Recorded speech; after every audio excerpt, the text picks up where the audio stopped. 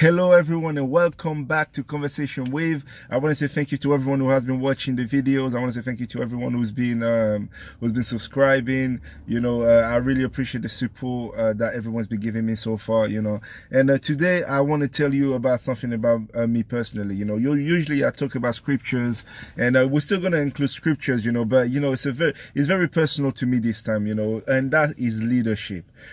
Everybody in their life have to deal with leadership. It doesn't matter whether you're doing something minor or you're doing something major. You have to deal with leadership. Somebody has to lead, somebody has to follow. There's no way around it.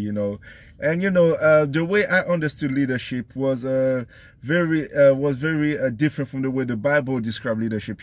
When I first thought of leadership for myself, I thought leaders had to be able to know everything. If you're leading in a field, you have to be 100% on top of that field.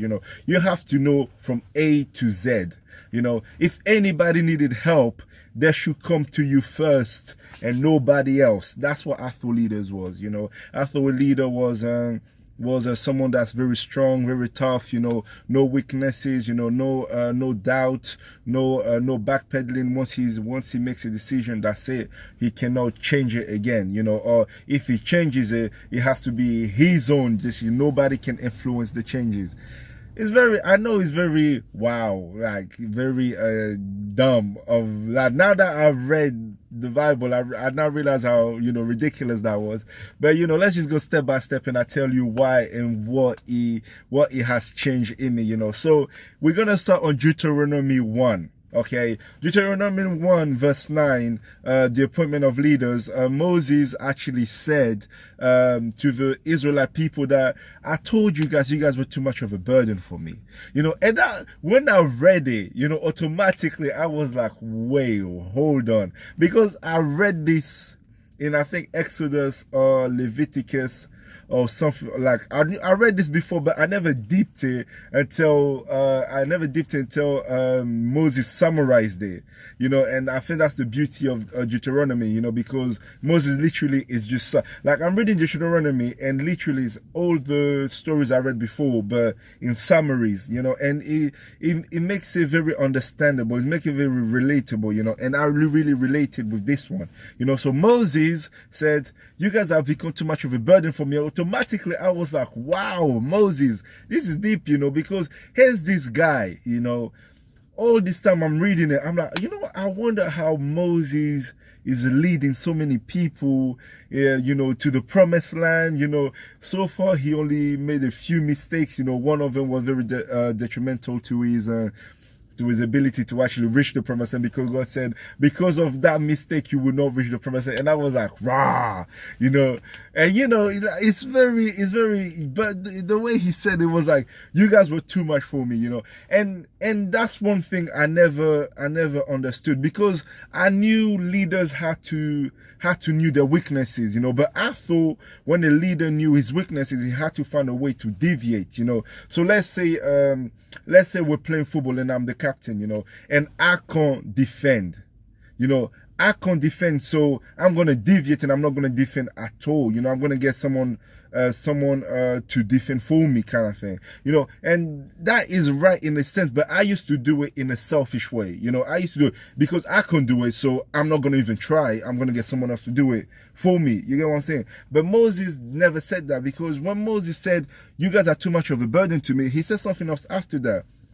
Appoint people who you think can lead in these matters, because there's too many of you, and it's not that I can't do it, it's just that I want to do it, but there's just too much of you, so get people to help me out. You get what I'm saying?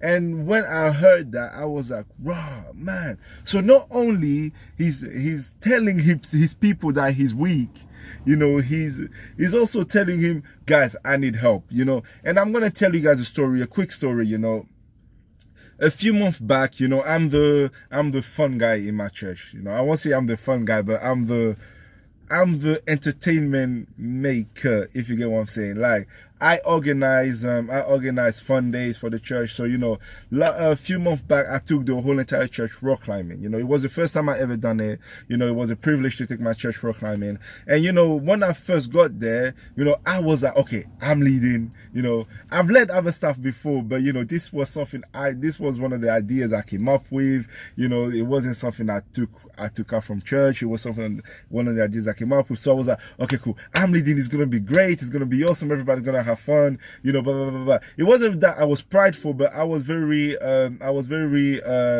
inward focused, you know, me. And as soon as it started, everything just went into shambles, you know. We didn't have enough cars for people to get lift. We did not have enough, I literally did not have enough help.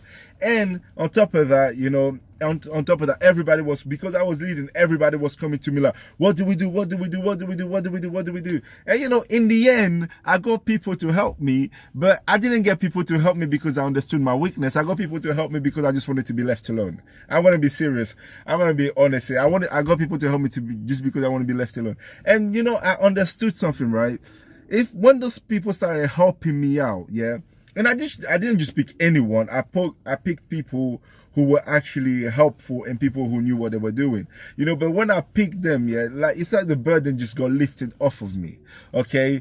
But Moses done it differently here, because Moses wasn't like me, where he was like, because I can't deal with this, because you guys are too much, I'm gonna get other people to help me, and then you guys can do it. No, he also said this, but if you guys cannot deal with it, come back to me. You know, if anything is too much for you, come back to me. And that's another thing, you know, you have to, as a leader, you know, I understood that from reading Deuteronomy. As a leader, you have to be able to give the people that you're leading a way out. You know, you have to be able to give them a way of escape. You know, he was telling them, yeah, you guys have leaders and you guys get people to lead you, but if the leaders cannot lead you, come back to me and I will guide you out of it, you know. And that's one thing I never understood, because when I gave it to them, that's it, they're your responsibilities now, and you know, I don't have to deal with them anymore. In fact, I remember correctly, I split the group into four.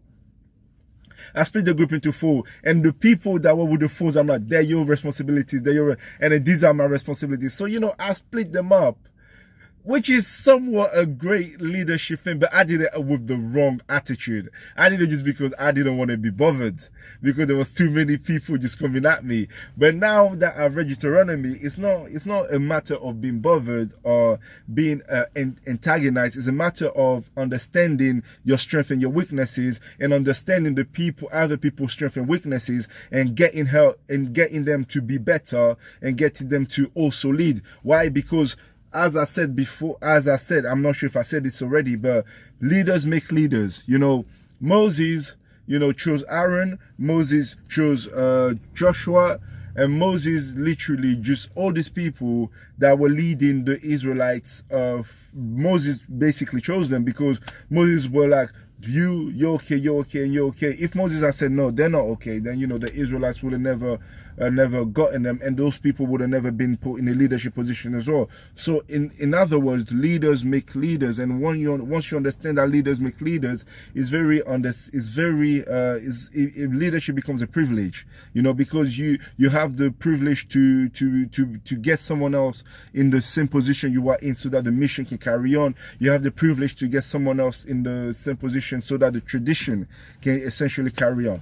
Anyways, man, this was deep. I hope you guys understood what I was talking about. You know, if you have any of your leadership stories as well, any ways you understood about leadership, or different way that leadership has changed you, or your understanding of leadership through the Bible, comment it down below. I hope you guys like and subscribe, and you know, you share this video too. God bless you guys, man. Honestly, leadership.